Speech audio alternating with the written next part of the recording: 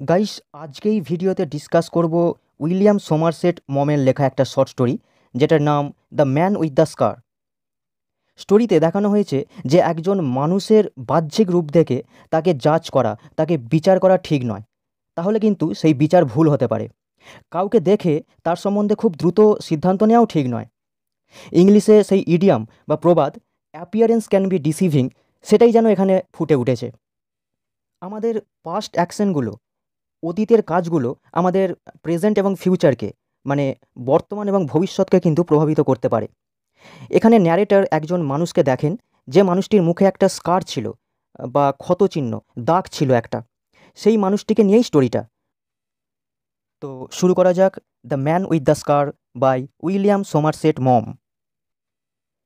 একটি অর্ধচন্দ্রাকার চওড়া লাল দাগের কারণে ন্যারেটর প্রথম মানুষটিকে লক্ষ্য করলেন, যে দাগটা কপাল থেকে চিন বা চিবুক পর্যন্ত বিস্তৃত ছিল। এই দাগটা নিশ্চয়ই কোনো ভয়ঙ্কর আঘাতের ফলে হয়েছে। ন্যারেটর ভাবলেন, এইটা হয়তো কোনো বাঁকানো তলোয়ার বা কোনো গোলার টুকরোর দ্বারা হয়েছে। ওই গোলাকার হাসিমাখা মুখটার ওপর ওই দাগটা পুরোপুরি আনএক্সপেক্টেড বা অপ্রত্যাশিত ছিল। মানুষটার বৈশিষ্ট্যের মধ্যে কোনো বিশেষত্ব নেই। তার এক্সপ্রেশন খুবই সহজ সরল সাধারণ। তিনি বেশ শক্তিশালী মানুষ, আর তার হাইট সাধারণ মানুষের থেকে অনেকটাই বেশি। ন্যারেটর কোনোদিন সেই মানুষটিকে অতি সাধারণ গ্রে কালারের একটা স্যুট আর একটা খাকি শার্ট, জীর্ণশীর্ণ চওড়া মোটা কানাযুক্ত টুপি ছাড়া আর কিছু পরতে দেখেনি। মানে ন্যারেটর সবসময় তাকে এই পোশাকগুলোই পরতে দেখেন। সেই মানুষটি কোনোদিনই পরিষ্কার পরিচ্ছন্ন থাকতেন না। সেই মুখে ক্ষতযুক্ত মানুষটি গুয়েতামালা সিটির প্যালেস হোটেলে আসতেন, প্রত্যেক দিন ককটেল টাইমে আসতেন এবং ধীরে ধীরে পায়চারি করতে করতে সেখানে লটারি টিকিট বিক্রি করতেন। এইটা যদি তার জীবিকা হয় তাহলে কিন্তু খুবই বেদনাদায়ক, কারণ ন্যারেটর তার কাছ থেকে কোনোদিনই কাউকে টিকিট কিনতে দেখেননি। মাঝে মাঝে তাকে ড্রিঙ্ক অফার করা হতো, আর তিনি সেটা কখনোই রিফিউজ করতেন না, নিয়ে নিতেন। তিনি টেবিলের ফাঁকগুলো দিয়ে এমনভাবে হেঁটে যেতেন যেন তার পায়ে হেঁটে দীর্ঘ পথ অতিক্রম করার অভ্যাস আছে।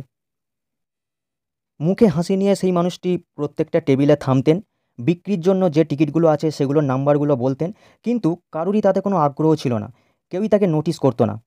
আবার তিনি পরের টেবিলে যেতেন মুখে সেই একই হাসি নিয়ে। ন্যারেটর মনে করতেন যে সেই মানুষটি বোধহয় সামান্য নেশাগ্রস্ত থাকতেন, অথবা একটু বেশি মদ্যপান করে থাকতেন। ন্যারেটর এক সন্ধ্যায় সেই বারে তার এক পরিচিত লোকের সঙ্গে দাঁড়িয়েছিলেন। তখন সেই মুখে ক্ষতযুক্ত লোকটি এলেন। ন্যারেটর মাথা নাড়লেন, না সূচক মাথা নাড়লেন, কারণ তিনি এখানে আসা থেকে 20 বার সেই লোকটি তার টিকিটগুলো দেখার জন্য বাড়িয়ে দিয়েছেন। কিন্তু ন্যারেটরের সঙ্গী বন্ধুত্বপূর্ণভাবে হ্যাঁ বোঝাতে মাথা নাড়লেন। তারপর তিনি লোকটিকে জিজ্ঞেস করলেন যে, কেমন আছেন জেনারেল, সব ঠিকঠাক চলছে তো? মুখে দাগযুক্ত মানুষটি বললেন, খুব খারাপ নয়, বিজনেস খুব একটা ভালো যাচ্ছে না। তারপর তাকে জিজ্ঞেস করা হলো, কি নেবেন আপনি? তিনি বললেন, একটা ব্র্যান্ডি। সেটা নিয়ে তাড়াতাড়ি লোকটি পান করলেন আর গ্লাসটা বারের পিছনে রেখে দিলেন। তারপর তিনি ন্যারেটরের পরিচিত ব্যক্তিটির দিকে তাকিয়ে মাথা নাড়ালেন আর বললেন, ধন্যবাদ, বাই, আবার দেখা হবে। তারপর তিনি ঘুরে দাঁড়ালেন আর ন্যারেটর আর তার সঙ্গীর পাশে থাকা পাশে যারা দাঁড়িয়েছিলেন তাদেরকে তার টিকিট অফার করতে লাগলেন। তারপর ন্যারেটর তার সঙ্গীটিকে জিজ্ঞেস করলেন যে, তুমি ওকে চেনো? উনি তোমার বন্ধু? তারপর ন্যারেটর ওই মুখে দাগযুক্ত মানুষটির পাস্ট লাইফ সম্বন্ধে জানতে পারলেন। অ্যাকচুয়ালি মুখে দাগযুক্ত মানুষটি নিকারাগুয়া থেকে বহিষ্কার হয়েছেন। তিনি একজন রেভলিউশনারি জেনারেল ছিলেন, বা বিপ্লবী জেনারেল ছিলেন একজন।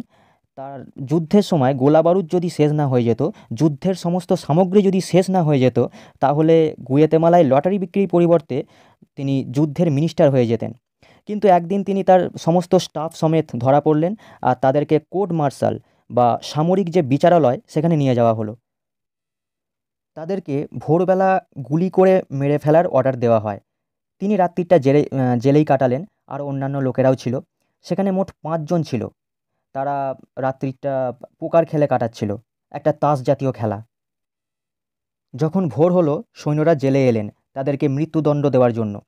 তাদেরকে একটা জেলের একটা ফাঁকা জায়গায় নিয়ে যাওয়া হলো, একটা দেওয়ালের ধারে দাঁড় করানো হলো, 5 জনকে পাশাপাশি রাখা হলো, আর ফায়ারিং পার্টি বা যারা গুলি করবে তারা তাদের সামনে থাকলো। তারপর কিছুক্ষণের বিরতি হলো এবং ওই মানুষটি, মানে মুখে দাগযুক্ত মানুষটি, অফিসার ইনচার্জ যিনি ছিলেন, তাকে জিজ্ঞেস করলেন যে তারা কী জন্য অপেক্ষা করছেন। তখন অফিসার বললেন যে সরকারি জেনারেল বলেছেন যে তিনি এক্সিকিউশনের সময় থাকতে চান, তাই তারা তার আসার জন্যই ওয়েট করছে। তখন মুখে দাগযুক্ত মানুষটি বললেন, তাহলে তো আমার একটা সিগারেট খাওয়ার সময় আছে। সিগারেট জ্বালানোর সঙ্গে সঙ্গেই সেখানে সেই জেনারেল আসেন। তারপর জেনারেল তাদেরকে জিজ্ঞাসা করেন যে মৃত্যুর আগে তাদের কোনো শেষ ইচ্ছা আছে কিনা। চারজন মাথা নেড়ে না বলল, কিন্তু মুখে দাগযুক্ত মানুষটি বললেন, হ্যাঁ, আমার একটা শেষ ইচ্ছা আছে, আমি আমার স্ত্রীর সঙ্গে শেষবারের মতো দেখা করতে চাই। তখন জেনারেল বললেন, ঠিক আছে, আমার এতে কোনো আপত্তি নেই। কোথায় আপনার স্ত্রী? তখন লোকটি বললেন যে এই জেলের দরজার কাছেই ওয়েট করছে। জেনারেল বললেন, তাহলে তো 5 মিনিটের বেশি দেরি হবে না। জেনারেল তাকে একপাশে সরিয়ে রাখার জন্য নির্দেশ দিলেন। দুজন সৈন্য এগিয়ে এলেন, আর জেনারেলের থেকে অর্ডার পাওয়া মাত্র ফায়ারিং স্কোয়াড গুলি চালালো, আর চারজন মানুষ মাটিতে লুটিয়ে পড়ল। তারপর অফিসার তাদের কাছে গেলেন, এবং তাদের মধ্যে তখনও একজন জীবিত ছিল। তখন অফিসার তার রিভলভার থেকে দুটো গুলি করলেন। ততক্ষণে মুখে দাগযুক্ত মানুষটি তার সিগারেট শেষ করেছে, আর তার সিগারেটের শেষ অংশটা ছুঁড়ে ফেলে দিলেন। একজন মহিলা জেলের ফাঁকা জায়গাটায় তাড়াতাড়ি এসে দাঁড়ালেন, আর সামনের দিকে হাতগুলো বাড়িয়ে কেঁদে উঠে ছুটে এলেন। জেনারেল খুবই অবাক হলেন। মহিলাটি কালো কাপড় দিয়ে মাথাটা ঢেকে রেখেছিলেন, আর তার মুখটা ছিল সাদা ফ্যাকাশে। একজন খুবই অল্প বয়সের মেয়ে তিনি, রোগা পাতলা, আর তার চোখগুলো ছিল বড়, কিন্তু সেগুলো ক্ষিপ্ত, উন্মত্ত ছিল মানসিক যন্ত্রণায়। তিনি এতটাই সুন্দরী ছিলেন যে সেখানে দাঁড়িয়ে থাকা সৈন্যরাও অবাক হয়ে তার দিকে তাকিয়েছিলেন। তখন সেই মুখে দাগযুক্ত মানুষটি কয়েকটা স্টেপ এগিয়ে গেলেন তার সঙ্গে দেখা করতে। মেয়েটি কর্কশভাবে আবেগপ্রবণ হয়ে সেই মুখে দাগযুক্ত মানুষটিকে আলিঙ্গন করলেন। তারপর মানুষটি তার জীর্ণশীর্ণ শার্ট থেকে একটা ছুরি বের করলেন, আর সেটা দিয়ে তিনি সেই মেয়েটির ঘাড়ে আঘাত করলেন। সেই কাটা শিরা থেকে রক্ত ফিনিক দিয়ে বেরিয়ে আসছিল, আর সেই রক্ত তার জামাটিকে লাল করে দিল। এটা এতটাই তাড়াতাড়ি হলো যে অনেকে বুঝেই উঠতে পারলেন না যে কী ঘটল। অন্যরা শুধু ভয়ে চিৎকার করে উঠল, আর তারা মানুষের দিকে লাফিয়ে এলো আর বন্দি করলো তাকে। মানুষটি ভালো করেই জানতেন যে তিনি কোথায় আঘাত করেছেন, আর রক্ত বন্ধ হওয়া ইম্পসিবল ছিল। তারপরে দেখা গেল যে মেয়েটি মারা গেছেন। জেনারেল তাকে জিজ্ঞাসা করলেন, তুমি এটা কেন করলে? তখন মুখে দাগযুক্ত মানুষটি উত্তর দিলেন, আমি ওকে ভালোবাসতাম। আসলে মুখে দাগযুক্ত মানুষটি তার স্ত্রীকে ভীষণভাবে ভালোবাসতেন, আর তিনি চাননি যে তার মৃত্যুর পর তার স্ত্রী একা থাকুক, তাই তিনি তার স্ত্রীকে মেরে দিলেন। ওই ভিড়ের মধ্যে দিয়ে একটা দীর্ঘশ্বাস বয়ে গেল। তারা হত্যাকারীর মুখের দিকে তাকিয়ে থাকল।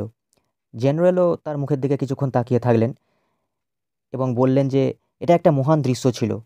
তিনি আবেগপ্রবণ হয়ে বললেন, আমি এই মানুষটিকে মারতে পারবো না। জেনারেল অর্ডার দিলেন যে তার গাড়িটা নিয়ে এই লোকটিকে সীমান্তের কাছে নিয়ে যাওয়ার জন্য, মানে তাকে দেশ ছাড়তে হবে। তারপর দুজন সৈন্যের মাঝখান দিয়ে তিনি গাড়ির দিকে গেলেন। তারপর ন্যারেটারের বন্ধু থামলেন। কিছুক্ষণের জন্য ন্যারেটার সাইলেন্ট হয়ে গেলেন। তারপর ন্যারেটার জিজ্ঞাসা করলেন যে তাহলে মুখে ওই ক্ষতচিহ্নটা কী করে হলো?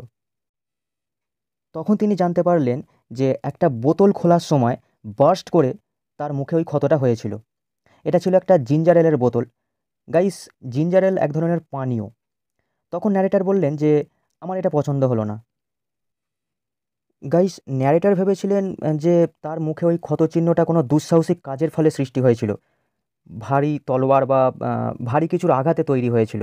কিন্তু ন্যারেটার যখন জানতে পারলেন যে একটা বোতল খোলার সময় বার্স্ট করে ওই ক্ষতটা হয়েছে, তখন ন্যারেটার বললেন যে তার এটা পছন্দ হলো না। তো গাইস, এই ছিল আজকের আলোচনা।